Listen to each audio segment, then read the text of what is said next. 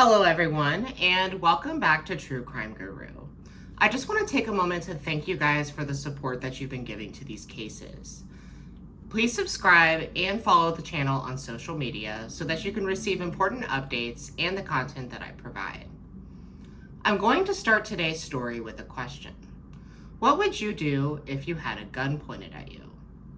We often find ourselves playfully asking each other this question, like, if you had a gun to you, would you do this or that? But today's case really makes you ask this question. What would you do that you normally wouldn't if you had a gun pointed at you? In 2002, 20-year-old Tanisha Williams was faced with this dilemma when her abusive partner forced her to assist in a murder while holding her at gunpoint. She would eventually be sentenced to 20 to 40 years in prison for this crime. And it really makes you ask, is Tanisha really a criminal or a victim? Just a warning, today's case does include subject matter of physical and sexual violence that may be triggering for some viewers.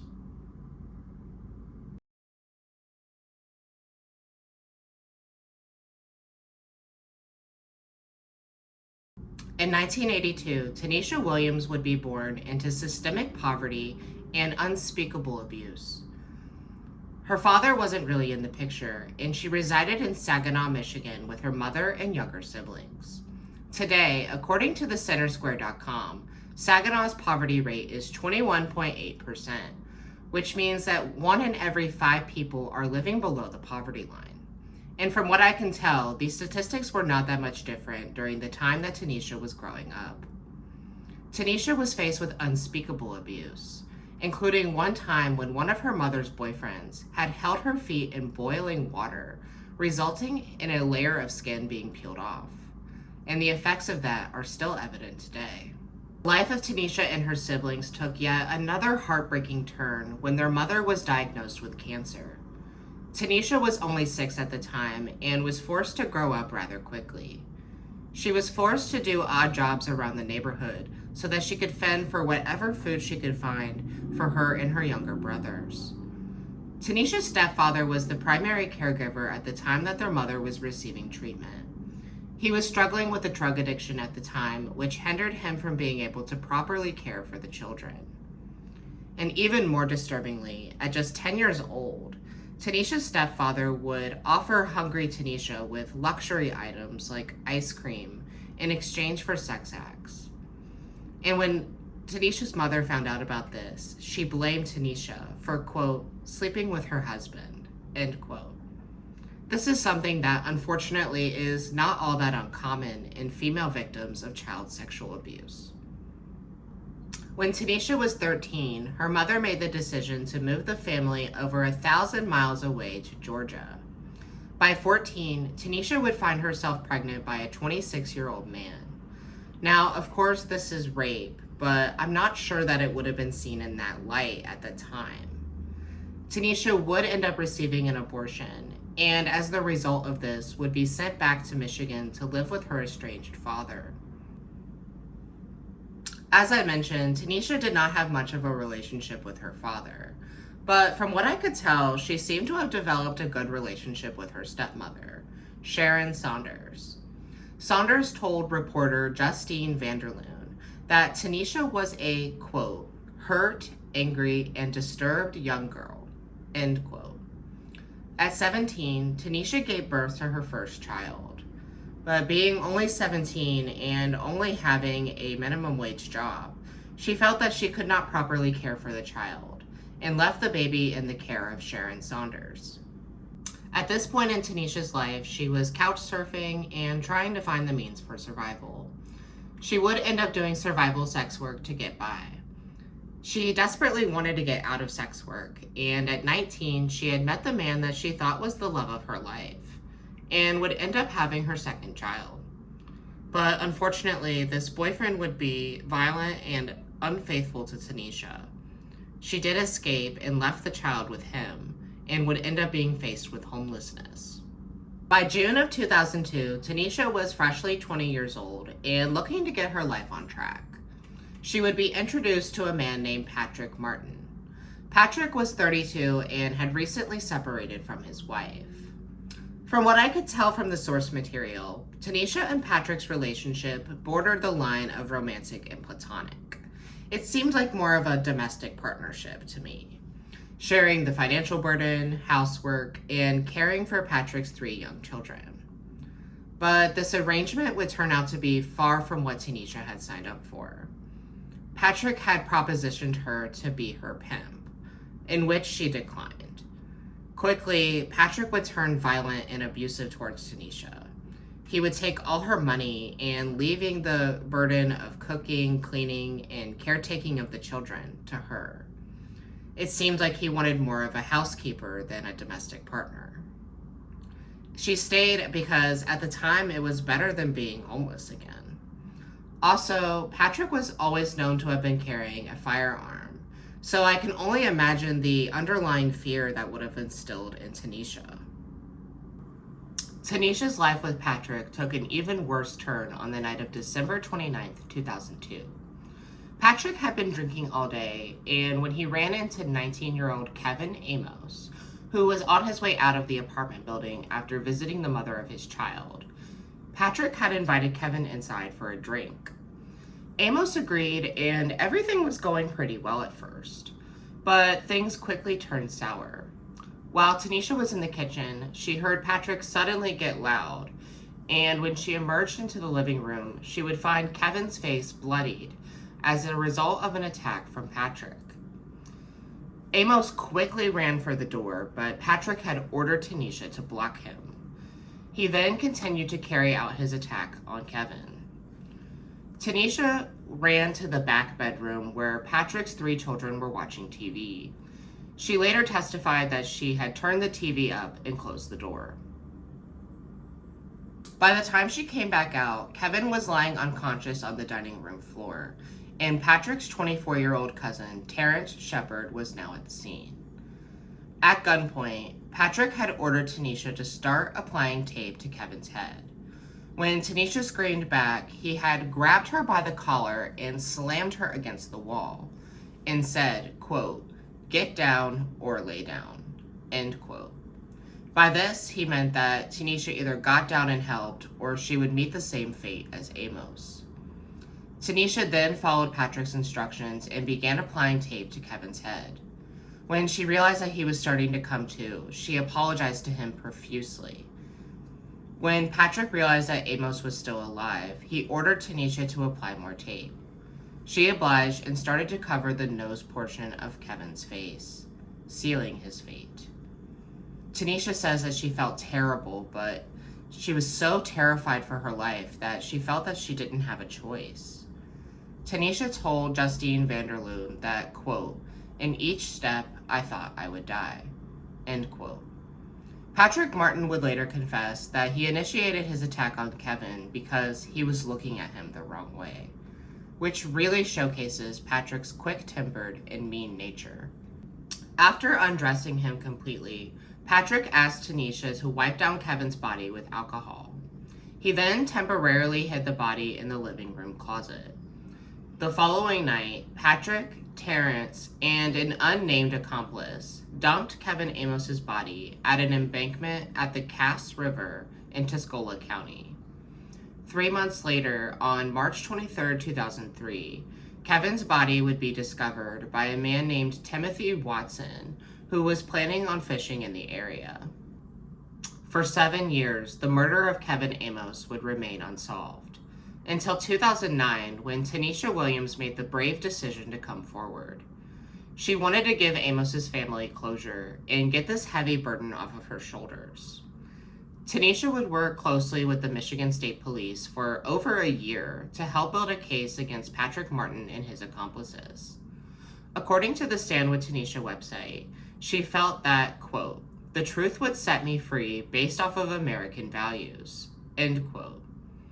But unfortunately, Tanisha would be wrong. After assisting the authorities for over a year to help bring justice for Kevin Amos, Tanisha would be arrested at her workplace and charged with first-degree murder.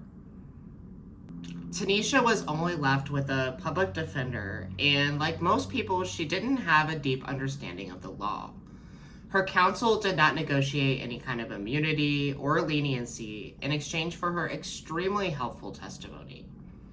Assistant Attorney General Doug Baker would even later write in a letter that, quote, Tanisha had been of invaluable assistance, end quote, and stated that she had, quote, been truthful and showed remorse, end quote.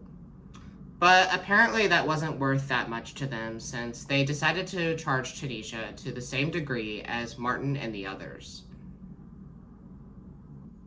Patrick Martin, Terrence Shepard, and Tanisha Williams were set to be tried as a trio on January 11, 2011. However, a month before the trial was set to begin, on December 17, 2010, Tanisha would enter a plea agreement and pled guilty to second-degree murder with a 20 to 40-year sentence. This agreement was contingent on Tanisha's testimony a month later in the trial of Martin and Shepard. Tanisha did tell her harrowing story to the full degree at the trial, and both Martin and Shepard were found guilty of first-degree murder and given life sentences. Strangely enough, because the person is unnamed, I am unsure of the fate of the third accomplice. I'd be interested to know if he was held to the same standard as Tanisha, especially since he assisted in the disposal of the body. Tanisha Williams is currently serving her 20 to 40-year sentence at the Michigan Women's Huron Valley Correctional Facility. During her time in prison, she has found a passion for counseling her fellow incarcerated women, particularly those who were faced with domestic violence. So let's talk about this, because there are two ways that you can look at this case. If you look at it black and white, then Tanisha 100% committed a crime and is repaying her debt to society. However, looking at it that way is ignoring a massive gray area. I mean, take a moment to put yourself in Tanisha's shoes. If someone that you know is violent and you know is capable of murder is pointing a gun at you, then what are you gonna do?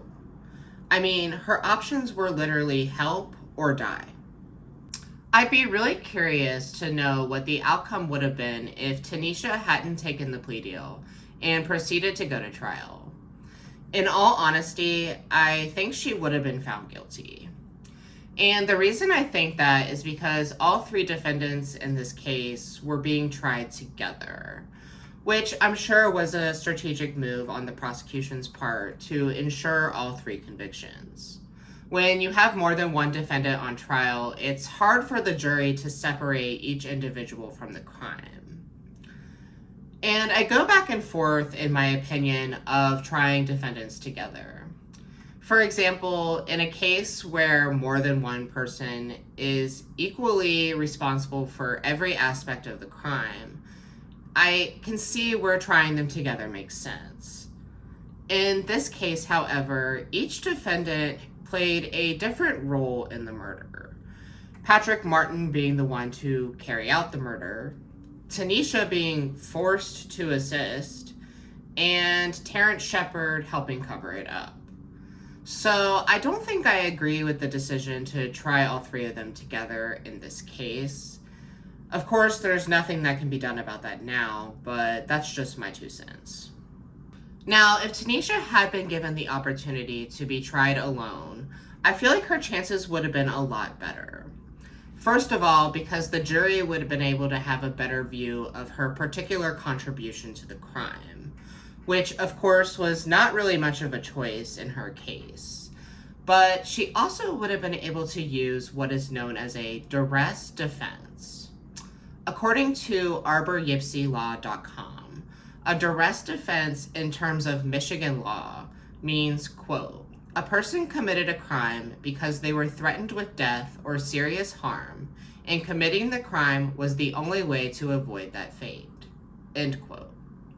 And according to Wikipedia, to qualify for duress defense, the threat must be of serious bodily harm or death.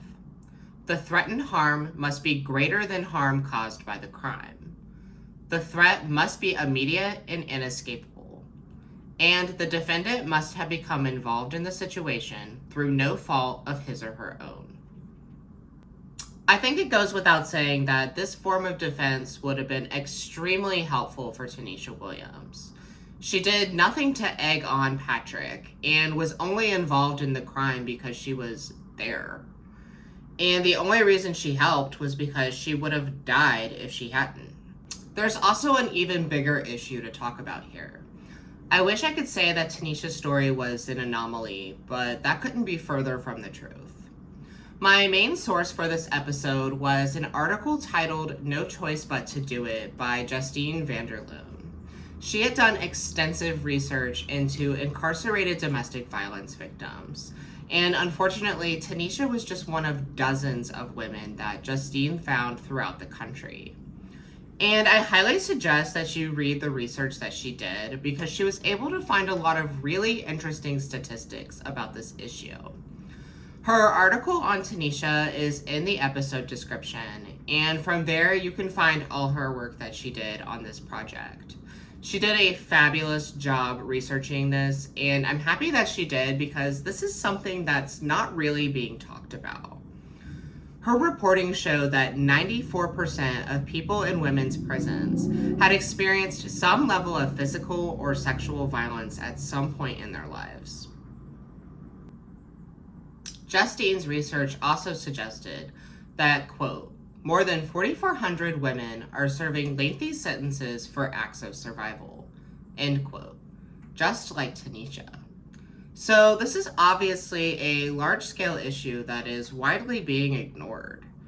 However, in recent years, we have seen some legislation being passed in a few states, providing some relief for incarcerated domestic violence victims. But this legislation largely wasn't being talked about 12 to 13 years ago when Tanisha was sentenced. For her and many others, how long do they have to wait to be heard? So what can we do to help Tanisha Williams? From the research that I did, I could only find two potential avenues that Tanisha could take, and they're both extremely difficult paths. The first option I could find would be withdrawal of a plea. Now, typically this happens before sentencing, but from the reading that I did, it is possible to withdraw a plea after sentencing, but it is extremely difficult. Usually you would have to prove some kind of coercion or threats made by the prosecution. There's no evidence, at least any that's been reported on, of this in Tanisha's case. However, Tanisha did not have the best legal representation. According to SpolenLaw.com, quote, ineffective assistance of counsel may support withdrawal of a plea. For example, counsel failed to negotiate all plea agreements to the defendant, poorly negotiated a plea agreement, or encouraged the defendant to plead guilty for an improper reason, end quote.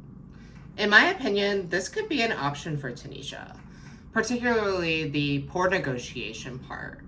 I mean, the prosecution wouldn't have even had a case without Tanisha's help. Her testimony was crucial in ensuring guilty verdicts for both Patrick and Terrence. I'm in no way a legal expert, but I'm sure something could have been negotiated for Tanisha besides second-degree murder. I also strongly feel that it's very possible that Kevin Amos's murder would still remain unsolved today if Tanisha had not come forward. Another avenue that Tanisha could take is even more of a long shot, and that would be clemency from the governor of Michigan. Now, I'm not sure if you can qualify for clemency if you pled guilty, and I really tried to find some clarification on that. So if anyone watching knows the criteria for clemency in the state of Michigan, please clarify this for me and let me know if I'm wrong about Tanisha even having this option. But if she does qualify, it may not be too much of a long shot under the current governor of Michigan, Gretchen Whitmer. According to Freep.com, in December of 2022, Governor Gretchen Whitmer granted 22 requests for clemency. Among those were two women named LaDonna Renee Cummings and Luann Zene, who were both incarcerated for involvement in the murder of their abusers. So that goes to show that Governor Gretchen Whitmer does have compassion for incarcerated domestic violence victims. And that is where you guys come in. Pressure from the public is what helps get these cases in the spotlight for people in a position of power. I can't help but think of the Centoya Brown case, a sex trafficking victim who was convicted at age 16 for murder and wouldn't have been eligible for parole until she was 67. But due to public outrage and pressure, the governor of Tennessee reduced her sentence to 15 years and she was released. And if Tanisha Williams can be granted clemency, I don't see why the same thing can't happen in her case. Writing letters, making phone calls, putting her story out there. That is how we can help get justice for Tanisha Williams. Tanisha also openly welcomes letters. The address to send Tanisha a letter is in the episode description and is also on the Stand With Tanisha website. Also on the Stand With Tanisha website is a link and information to send Tanisha an email if you would prefer to do that. The link to the Stand With Tanisha website is also in the episode description. If you or anyone you know is experiencing domestic violence, please call the National Domestic Violence Hotline at 1-800-799-7233. Thank you everyone for watching and hearing Tanisha's story. If you weren't already aware of the magnitude of incarcerated domestic violence victims, then I hope you have a better idea now. If you enjoyed this video, please hit the like button and subscribe so that you don't miss out on any new videos or updates. If you have a story that you think I should cover, please email your suggestion to truecrimeguruchannel@gmail.com or feel free to DM me on social media. Tune in next week as I explore the disappearance of Marlene Abagosis, a 25-year-old Indigenous woman that disappeared from Vancouver, British Columbia nearly 40 years ago.